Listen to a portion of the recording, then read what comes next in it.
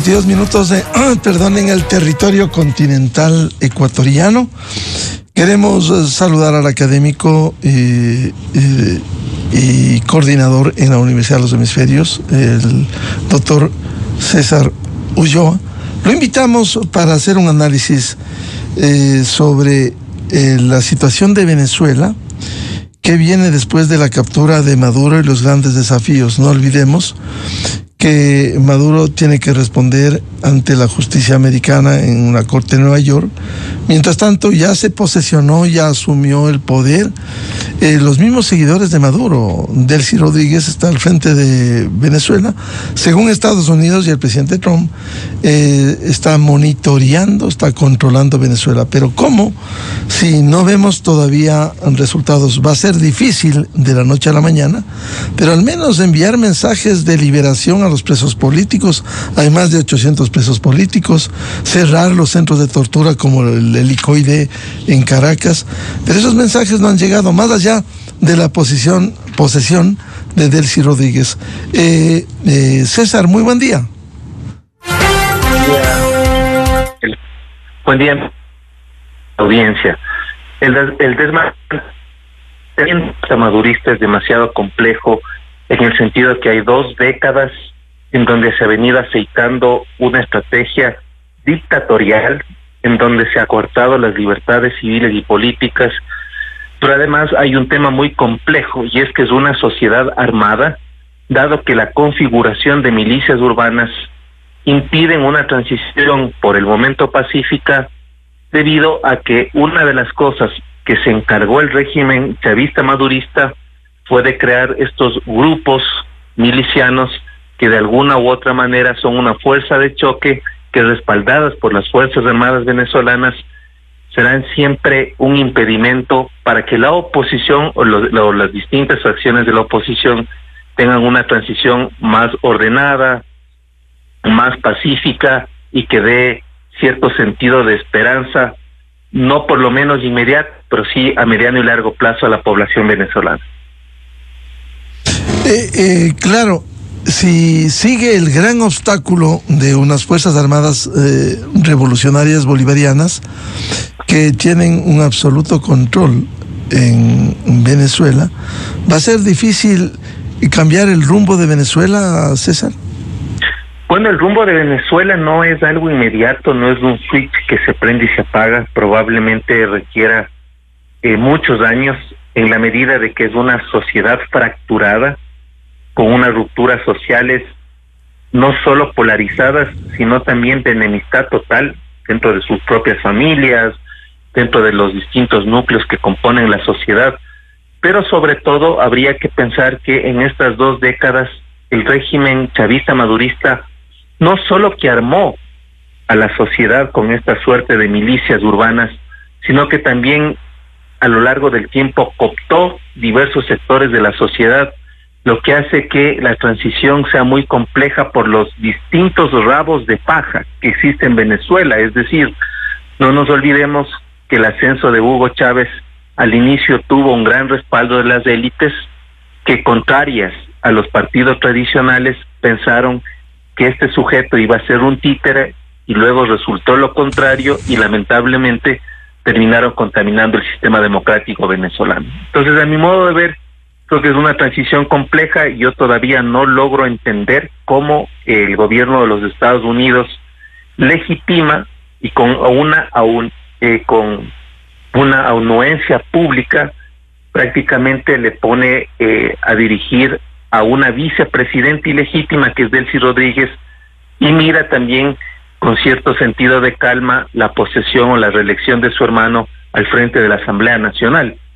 Yo diría que hay una serie de hilos que se mueven, invisibles para nosotros, por supuesto, que pretenderán en este caso que esta transición sea lo menos costosa, y habrá que mirar en los 90 días que la misma Constitución de la República Bolivariana de Venezuela establece que Delcy Rodríguez esté al frente del Estado. ¿Qué puede pasar? Yo creo que es un compás de espera y hay que mirar con mucha atención, incluso las movidas que haga la oposición o los distintos distintos sectores de la oposición para articular una narrativa que sea consistente, no solo interna, sino también externa. Ahora, ayer declaraba el presidente en el Congreso americano, el presidente Trump, que tiene el control de Venezuela. Amenazó en días anteriores también a Delcy Rodríguez que si no se sometía, corría una peor situación que la de Maduro, que lo llevaron a Nueva York. Conforme pasan los días, ¿acaso el gobierno de la Revolución Bolivariana no se va asentando en el manejo de Venezuela y se puede ir complicando cuando la estructura de este gobierno está intacta? Bueno, esto puede generar una sospecha de un previo acuerdo de lo que supuso ya en la práctica la extracción de Maduro y de su esposa, porque si inmediatamente después de la captura del narcodictador se acepta esta transición con Delcy Rodríguez y su hermano, quiere decir que hubo unos acuerdos anteriores. Habría que ver esos acuerdos anteriores en qué decantan. Por otro lado, creo que Venezuela tiene una fragilidad en su sistema de defensa enorme, eso está evidenciado, está demostrado, porque además yo creo que en este momento hay una caza de brujas interna en el sentido de evitar más delaciones, más delatores, y creo que ahí va a haber una pugna también que vaya descomponiendo el sistema venezolano, las distintas facciones que manejan tanto los Rodríguez, los Arriaza, Padrino López, las facciones de Diosdado Cabello, los oficiales del ejército que van de coroneles a generales. No nos olvidemos que Venezuela es el país que tiene el mayor número de generales en relación al tamaño de su ejército, sin funciones y sin mando, por cierto. Entonces yo creo que hay varios escenarios que ponen en evidencia la fragilidad de la defensa de Venezuela, no así el control interno que tiene Venezuela respecto de la población, precisamente por estas facciones paramilitares soportadas en las mismas Fuerzas Armadas venezolanas. Ahora, la situación es compleja, César, porque hasta el día de hoy la presidenta Rodríguez no ha enviado mensajes al mundo, a la comunidad internacional, de algún cambio. Liberar presos políticos, cerrar centros de tortura, es decir, casi todo sigue intocado, más allá de la salida de Maduro. Bueno, estas actuaciones no son tan descabelladas en el sentido de que si hubo un acuerdo previo de cómo se iba a hacer la captura de Maduro y lo que posteriormente nosotros estamos viendo, podría responder a un guión, a un libreto tal vez muy planificado, en donde entre comillas se quiere pretender crear una imagen en el mundo de que todavía existe relativa soberanía, de que todavía existe cierto control interno del Estado por parte de los mismos venezolanos y venezolanas, cuando en la realidad no es así. Creo que esta acción de los Estados Unidos fue demasiado contundente con Venezuela, en el sentido de tenerles en la mira cualquier desliz, cualquier error que salga de los acuerdos previos que hubo de cara a la captura de Maduro, probablemente genere un caos. Ahora, no nos olvidemos que ya el Washington Post y algunos diarios meses antes iban anunciando que se provocaron negociaciones entre los hermanos Rodríguez y el gobierno de los Estados Unidos.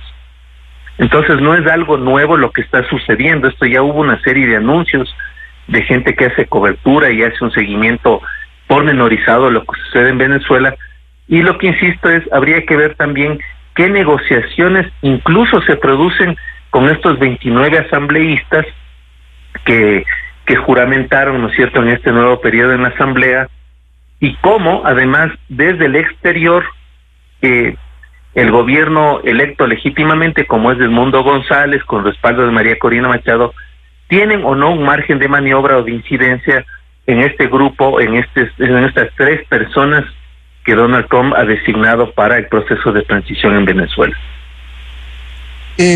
Habrá que esperar el devenir de los días, porque pudiera ser que Estados Unidos repita una acción como la que hizo con Maduro, porque si hubo acuerdos fue solo con el sacrificio de la detención de Maduro.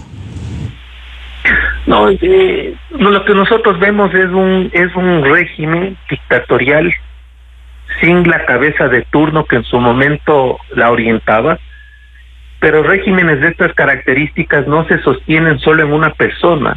La red es tan imbricada, tan compleja, que existen facciones controlando distintos sectores del Estado.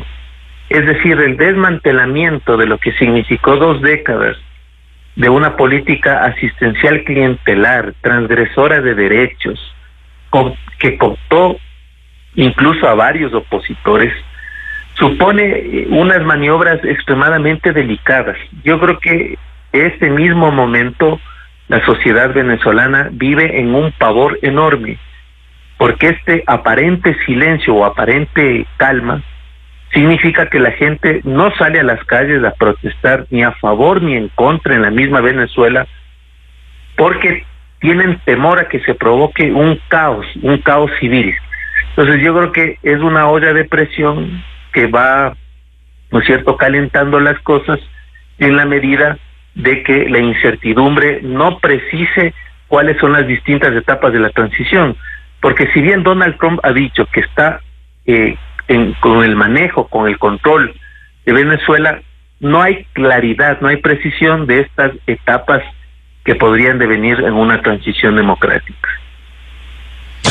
Y esa transición democrática está lejos, porque inicialmente desde la oposición se dijo hay que posicionarle a Edmundo González Urrutia, el legítimo ganador, y a María Corina Machado, pero en estas condiciones tan débiles sería contraproducente posesionar a Edmundo González Urrutia, y creo que ese es el concepto que tiene el presidente Trump.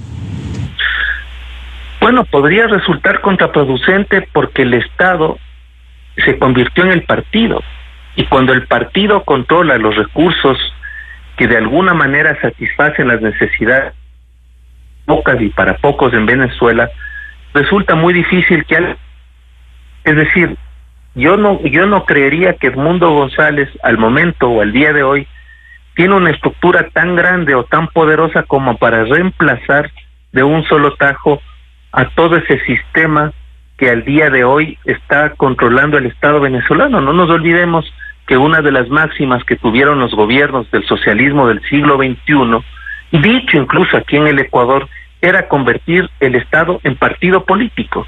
Entonces, las instituciones, la burocracia venezolana no es otra cosa que una serie de militantes que han venido viviendo del Estado, lucrando del Estado, y la oposición en esa debilidad sistemática que ha demostrado, la primera aceptando, ¿no es cierto?, la victoria de Maduro contra Capriles, luego el no presentarse a elecciones, luego el tratar de recuperar estados claves, luego, ¿no es cierto?, el provocar un plebiscito donde ganan, luego perder nuevamente la asamblea, significa que si bien ha habido una lucha contra la dictadura, pero no tienen el control del Estado porque la burocracia es chavista madurista.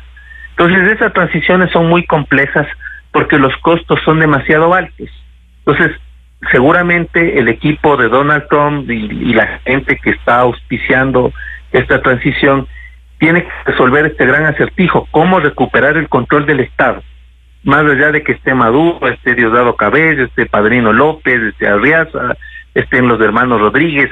Es decir, es un tema muy complejo que a mi modo de ver requerirá muchos años, pero sobre todo en lo que tiene que ver con la restauración de la convivencia pacífica, la confianza interpersonal, el tejido social venezolano.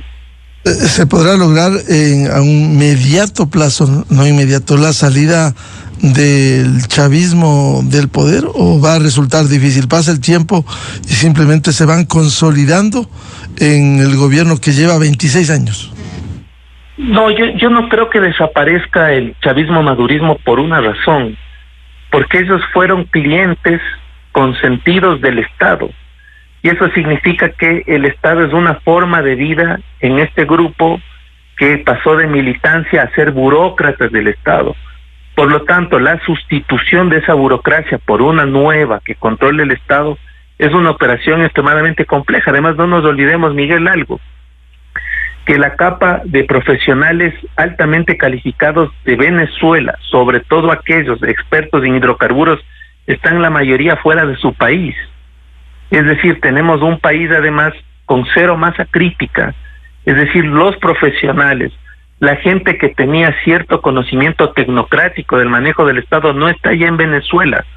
Por lo tanto, no solo es sustituir a la burocracia que controla ahora la dictadura, sino también formar una serie de cuadros, tratar de retornar a aquellos expertos. Pongo solo un ejemplo: en la industria petrolera, Venezuela exportaba 3 millones diarios de petróleo, de los cuales ahora no llega ni siquiera a 200,000. Entonces eso significa que esta restauración burocrática demanda muchos esfuerzos, probablemente bastante cooperación internacional, y habrá que ver cómo se comienza nuevamente a bombear, ¿no es cierto?, sobre todo el petróleo, que es el mayor recurso que generó lamentablemente una economía rentista en uno de los países más ricos del mundo. Bien, muchas gracias. Como siempre, la atención del académico catedrático en la Universidad de los Hemisferios, César Ulloa, analista político también, para hablar sobre el futuro de Venezuela. César, muy amable. Muy amable, Miguel, un abrazo, gracias. Un gusto. 7:58 en el territorio continental ecuatoriano. Vamos a una pausa y ya volvemos con el jurista constitucionalista doctor Rafael Ollarte para hablar qué pasa con la justicia ecuatoriana, con estos últimos hechos que ocurre en el Consejo de la Judicatura, el órgano administrativo y disciplinario. Escuchar, por ejemplo, al presidente de la Corte Nacional de Justicia, que él propuso en 2 ocasiones a Mario Godoy para la presidencia del Consejo de la Judicatura, y resulta que, por testimonio público, dice que él no conocía el perfil y lo que era el doctor Mario Godoy. Vamos a analizar estos temas y otros aquí en la revista de Opinión Democracia. Esto es Exa Informa por Exa FM. Síguenos. Presidido por Colombia y con más prensa de lo habitual, el Salón Simón Bolívar